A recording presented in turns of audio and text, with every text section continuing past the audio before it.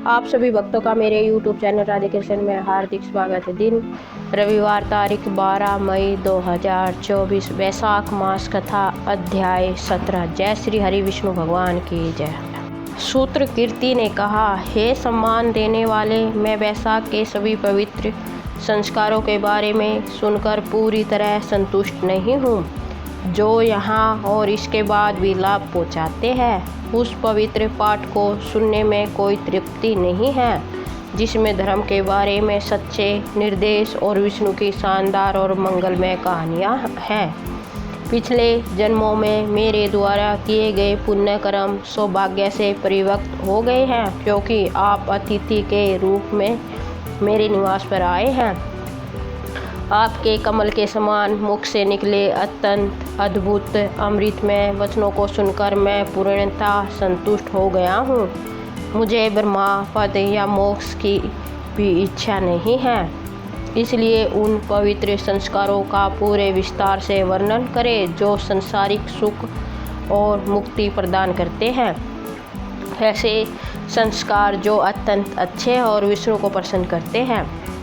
राजा द्वारा इस प्रकार पूर्व में कहे जाने पर महान यशस्वी सूत्रदेव मन में प्रसन्न हो गए और पुण्य शुभ पवित्र अनुष्ठानों का वर्णन करने लगे। सूत्रदेव ने कहा, हे राजन, सुनो, मैं पापों का नाश करने वाली कथा सुनाऊंगा।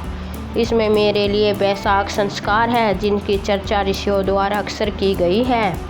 पंपा के तट पर शंख नाम का एक बहुत प्रतिष्ठित ब्राह्मण रहता था। जब बृहस्पति ने सिंह राशि में प्रवेश किया तो वह शुभ नदी गोदावरी पर आए। पवित्र भीमरथी को पार करने के बाद वह कंटकाचल वन में पहुँचे। यह लोगों और पानी से रहित जगह थी। वैशाख के भयानक महीने में वह गर्मी से पीड़ित हो गया। दोपहर के समय वह ब्राह्मण एक पेड़ के नीचे बैठ गया। तभी दुष्ट आचरण वाला एक दुष्ट शिकारी हाथ में धनुष लिए वहां आया। वह सभी जीवित प्राणियों के प्रति दया से रहित था। वह दूसरे काल संहारक के समान था।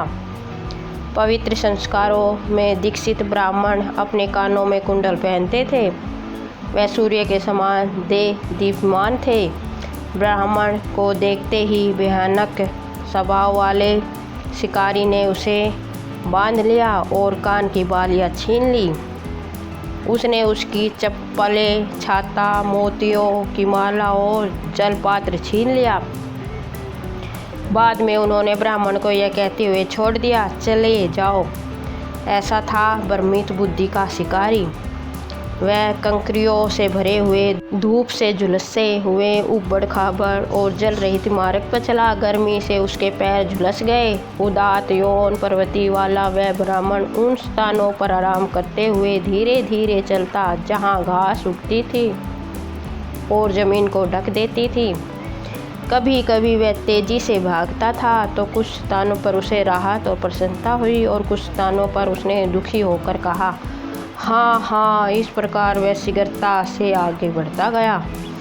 जब सूर्य आकाश के मध्य में था तब ऋषि को कष्ट सहते हुए देखकर शिकारी, जो आमतौर पर धर्म प्रयाणता के विपरीत था और इरादे में दुष्ट था, को कुछ हद तक उन पर दया आ गई। उसने ऐसा सोचा, मैं उसे वे आरामदायक जूते दे दूंगा जो मैं दूसरे जंगल में ले गया था।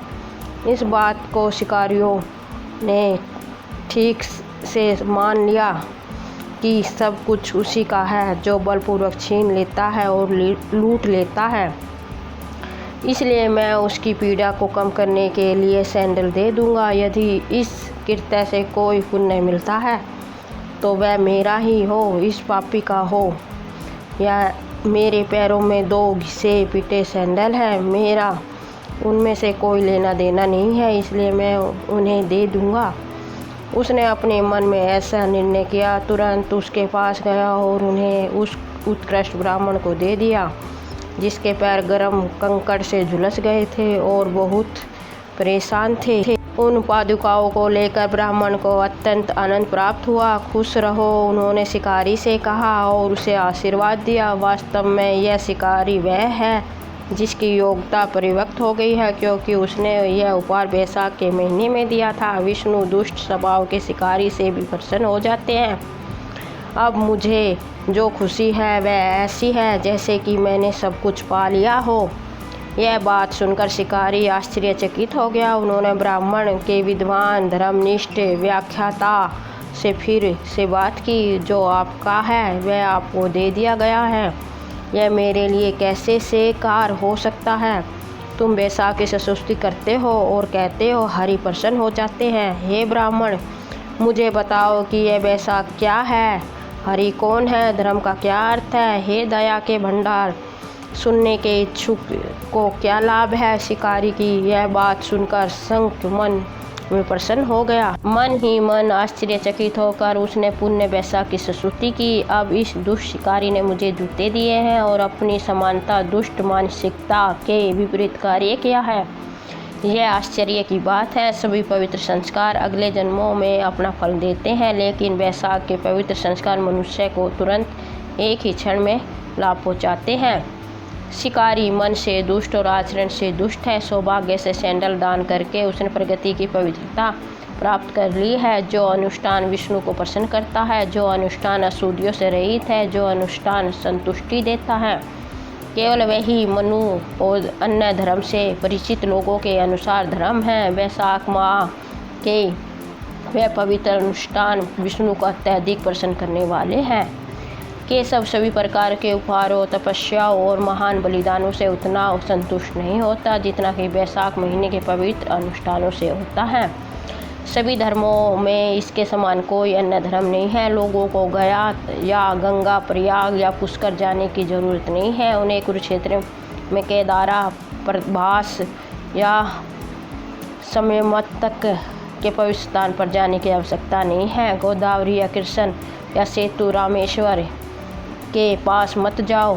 बैसाख धर्म की महिमा का गुणगान करने वाली दिव्य कथा के पवित्र नदी रूप में अत्यंत पवित्र है। जो कोई भी वहाँ अपना पवित्र बाण ले जाता है, विष्णु तुरंत उसके हृदय में बस जाते हैं। बैसाख के हम सुंदर, नैन, नक्श और यौवन से संपन्न थे। हम सभी विद्याओं के विशेषज्ञ थे। हमारे पिता मातंग नाम के ब्राह्मण ऋषि धर्म के मामलों में विशेषज्ञ, सभी पवित्र संस्कारों के ज्ञाता, लोगों में सबसे उत्कृष्ट, ने हमसे कहा, हे मेरे पुत्रों, बैसाख के महीने में जो लोगों का सबसे पसंदीदा महीना है, मधुसूदन, रास्ते में निष्कुल जलभूत बनाओ। लोगों को कुछ देर के लिए पंखा करो, रास्ते में छाया बनाओ, प्रचुर भोजन और ठंडा पानी दो। सुबह पवित्र स्नान करो और भगवान की पूजा करो। भगवान की कथा भी नियमित रूप से सुनो, जिससे संसार का बंधन समाप्त हो जाएगा। इस प्रकार हमें सलाह के विभिन्न शब्दों के माध्यम से सलाह दी गई। फिर भी हम सातिर थे। हम दंतीला क्रोधित हो गया। यह कोहला नाम का पुरुष मुझसे भी अधिक क्रोधित और घमंडी हो गया। हमारे पिता जो धर्म के प्रति अत्यंत समर्पित थे, क्रोधित हो गए। उन्होंने हमें श्राप दिया। उन्होंने इस सिद्धांत का पालन किया, जो पुत्र धर्म से विमुख हो, जो पत्नी अप्रसन्नता से बोले और जो राजा वैदिक शिक्षा और ब्राह्मणों से विमुख हो, उसे तुरंत त्याग देना चाहिए, अन्यथा वह गिर जाएगा। विनम्रता या धन के लोभ के कारण जो लोग उनके साथ जुड़ते हैं वे नरक में गिरते हैं और 14 इंद्र एक मनवंतर की अवधि तक वहाँ रहते हैं। इसलिए उसने हम लोगों को जो अहंकार और क्रोध से भरे कर गए थे श्राप दिया। उन्होंने कहा, हे दंतिला, जो क्रोधित हो गया है और क्रोध से भर गया है वह शेर के रूप में जन्म लेगा। घमंडी कोयला एक बड़ा हाथी होगा। बाद में हमें पश्चाताप हुआ और हमने मुक्ति की प्रार्थना की। हमारे द्वारा विनती करने पर हमारे पिता ने हमें श्राप से मुक्ति दे दी। तुम्हारा जन्म निम्न होगा। कुछ समय के अंतराल के बाद आप एक साथ मिलेंगे और एक दूसरे को मारना चाहेंगे। उसी समय एक शिकारी और एक ऋषि संघ के बीच की बातचीत आपके कानों तक पहुंच जाएगी। एक क्षण में ही तुम मुक्त हो जाओगे।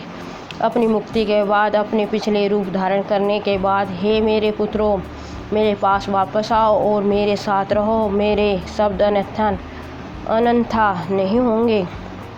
इस प्रकार हम उन दोनों दुष्टों को हमारे पिता द्वारा श्राप दिया गया था। हम निम्न पशुओं के रूप में पुनर्जन्म लिए, सौभाग्य से एक साथ मिले, एक दूसरे को मारने की इच्छा रखने लगे और आपका वार्तालाप सुना तो उत्कृष्ट एवं मंगलकारी था, जिससे हम तुरंत मुक्त हो गए। इस प्रकार उन्होंने सब कुछ बताया। मैं ऋषि को प्रणाम किया, उनसे विदा ली। उनकी आज्ञा पाकर वे अपने पिता के पास गए। दया के भंडार ऋषि ने इस और संकेत करते हुए शिकारी से कहा, वैशाख की महिमा सुनने का महान लाभ देखो। थोड़ी देर सुनने से ही उन्हें मुक्ति मिल गई।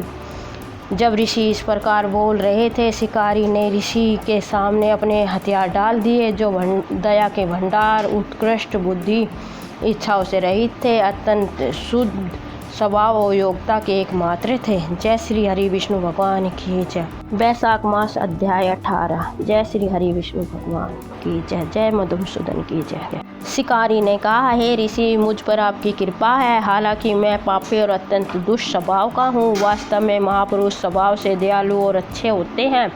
मैं अदम जन्म का शिकारी कहाँ हूँ? ऐसा तुम्हारा दिमाग कहाँ है? हमारे बीच इतना बड़ा अंतर है। मैं केवल आपके उत्कृष्ट आशीर्वाद को महत्व देता हूँ।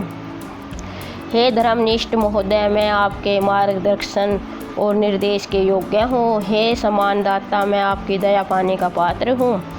मुझे आशीर्वाद देना चाहिए। मैं आपका बेटा हूँ, दयालु हूँ।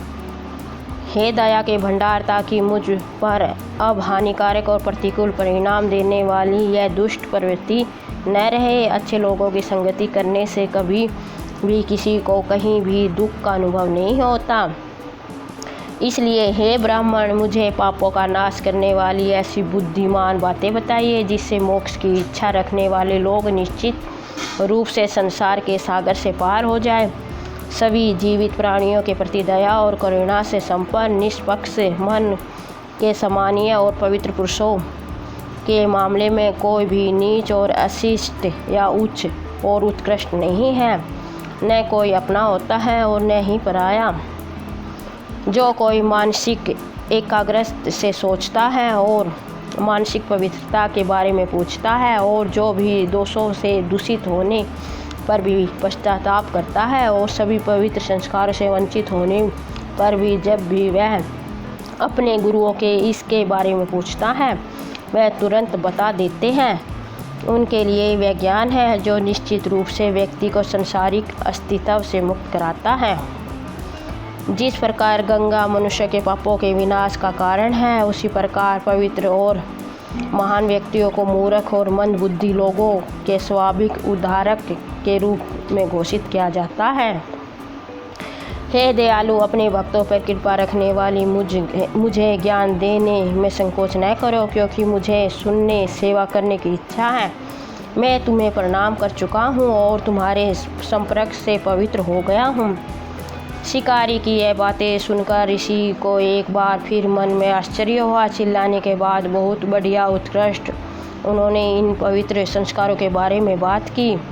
शंख ने कहा, यदि तुम कल्याण चाहते हो तो हे शिकारी, वैशाख महीने में यह पवित्र अनुष्ठान करो। वह उत्कृष्ट और विष्णु को प्रसन्न करते हैं। वे भक्तों को संसार सागर से मुक्ति दिलाते हैं। यहाँ भीषण गर्मी हम पर अत्याचार करते हैं। यहाँ न तो छाया है और न ही पानी, इसलिए हम किसी अन्य स्थान पर जाएंगे जहाँ बहुत छाया हो। पानी पीने के बाद मैं छाया का सहारा लूँगा। वहाँ मैं तुम्हें पापों का नाश करने वाले पवित्र संस्कारों की महिमा का वर्णन करूँगा। मैं विष्णु से संबंधित वैशाख की महिमा का वर्णन करूँगा। जैसे मैंने सुना और देखा है, उसी प्रकार मैं इसका वर्णन करूँगा। ऋषि के ऐसा कहने पर शिकारी ने हाथ जोड़कर श्रद्धा से कहा, यहाँ से थोड़ी दूर पर एक उत्तम सरोवर में पानी है। वहाँ सेब के पेड़ है जो फलों से पूरी तरह लदे हुए हैं। हम वहाँ जाएंगे, इसमें कोई संदेह नहीं कि आप संतुष्ट होंगे। शिकारी के इस प्रकार कहने पर ऋषि उनके साथ चल दिए। वहाँ से कुछ दूर जाने पर उसे उत्तम सरोवर दिखाई दिया। यह सारस और बतखों से भरा हुआ था।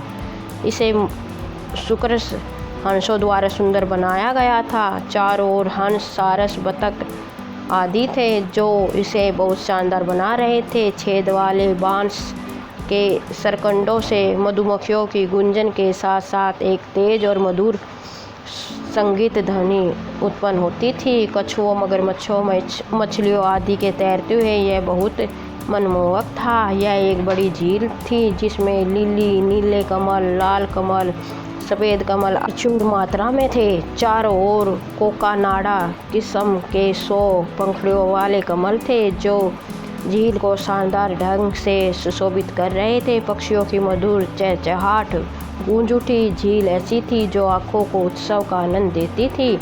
वहाँ बाँस के नरकंडों की बाड़े और बहुत से पेड़ किनारे की शोभा बढ़ा रहे थे। इससे बरगद, कंजरप, नीपा, इमली, प्रियरसा, केपस, बकुला, पुनवांग, तुमरा, कपिता, आमलक और जम्बू, गुलाब, सेब के पेड़ जैसे विभिन्न पेड़ों द्वारा सुंदर बनाया गया था।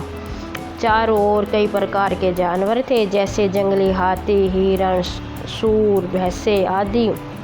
वहाँ खरगोश, साई, नीले बैल आदि थे जो उस स्थान की शोभा बढ़ा रहे थे। वहाँ कस्तूरी मृग, बाघ, शेर, भेड़िए को मारने वाले शानदार 8 पैरों वाले सर्प, केमरी, हिरण आदि थे जो जंगल को चारों ओर से शोभित कर रहे थे। वहाँ बंदर तेजी से एक शाखा से दूसरी शाखा पर छलांग लगा रहे थे। बिल्लियाँ, भालुओं तथा मृगों ने उस स्थान को भयावह बना दिया था। वहाँ झुंगरियों की आवाज़ें थी, बहुत कृषक किरण की आवाज़ें थी और साथ ही बाँस की सरकंडों की आवाज़ें भी थी। हवाओं के तेज झोंकों से तेजी होकर पेड़ों ने अपनी सरसराहट की आवाज़ें निकाली। प्यास से अत्यंत पीड़ित ऋषि के बीच के बाघ ने शिकारी के बताए अनुसार महान उत्कृष्ट झील को देखा। उन्होंने इस आकर्षक झील में दोपहर का स्नान किया और एक बार फिर अपने कपड़े पहने। फिर उन्होंने दोपहर के लिए निर्धारित धार्मिक अनुष्ठान किए। भगवान की पूजा करने के बाद उसने उत्सुकता से शिकारी द्वारा लाए गए स्वादिष्ट बेल और अन्य फलों को खाया जिससे कि उसकी थकान दूर हो गई। इसके बाद वे आराम से बैठ गए और धर्म में रुचि रखने वाले शिकारी से पूछा, हे शिकारी, धर्म में रुचि रखने वाले, अब मुझे सबसे पहले आपसे क्या कहना है। अनेक और अलग अलग प्रकार के अनेक पवित्र संस्कार हैं। उनमें से वह पवित्र अनुष्ठान जो विशेष रूप से वैशाख माह के लिए निर्धारित है, सूक्ष्म होते हुए भी महान लाभ प्रदान करते हैं। वह सभी जीवित प्राणियों को ही लोक और परलोक दोनों जगह लाभ पहुँचाते हैं। तुम्हारे मन में जो पूछने योग्य है उसे आरंभ में ही पूछ लो। ऋषि के ऐसा कहने पर शिकारी ने हाथ जोड़कर श्रद्धा से कहा। शिकारी ने कहा, वह कौन सा कर्म है जिसके फलस्वरूप तमोगुण से परिपूर्ण शिकारी का यह जन्म मिला। इस तरह के झुकाव का कारण क्या है। मैं उस नेक दिल वाले आपके संपर्क में कैसे आया।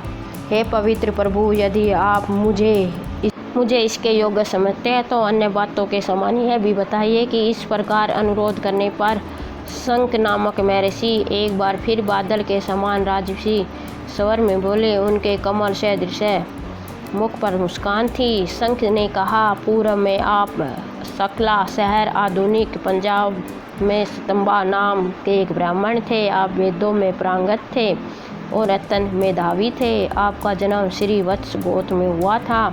आपकी प्रेमिका के रूप में एक वेश्या थी। उसके साथ संगति करने के दोष के कारण ही तुमने अपने दैनिक संस्कारों को त्याग दिया था। आप शूद्र की तरह घर लौटे। आप अच्छे आचरण से रहित थे। तू दुष्ट था और तूने सारे पवित्र संस्कार त्याग दिए थे। आपकी कांतिमती नाम की एक ब्राह्मण पत्नी थी। उस सुंदर स्त्री ने उस वेश्या के साथ मिलकर तुम्हारी सेवा की। हालांकि तुम एक अदम ब्राह्मण थे। तुम्हें प्रसन्न करने के लिए उसने तुम दोनों के पैर धोए। उसने तुम दोनों की बातें मान ली। वह आप दोनों को खाट पर सोने की इजाज़त देकर नीचे ज़मीन पर सो गई। यद्यपि उस वेश्या आपकी ब्राह्मण पत्नी ने उसे रोका था, फिर भी वह अपने पवित्र कार्यकलापों में लगी रही। अपने पति और वेश्या की एक साथ सेवा करते हुए वह पृथ्वी पर दुखी होती रही। इस प्रकार काफ़ी समय व्यतीत हो गया। एक दिन पति ने मूली के साथ मांस की दाल भी खा ली। शूद्रों की परंपरा का पालन करते हुए उन्होंने निष्पाव दाल में मसूड़ों के बीज मिलाकर खाया। उन अस्वस्थकारी चीज़ों के सेवन से वह उल्टी और दस्त से पीड़ित हो गया। भोजन के अतिहारक होने के कारण वह गुदा भंगंदर के भयानक रोग का शिकार हो गया। उस रोग के कारण ऐसा जान पड़ता था मानो वह दिन रात जलता रहता हो। जब तक घर में प्रचुर धन था वह समय रहती रही, परंतु उसके धन से वंचित हो जाने के कारण उसके निवास में नहीं रही। वह भयानक निर्दयी वेश्या चली गई और किसी और के साथ रहने लगी। रोग से अत्यधिक पीड़ित दर्द के कारण उसका मन व्याकुल होकर वह दयनीय स्वर में रोते हुए अपनी पत्नी से बोला,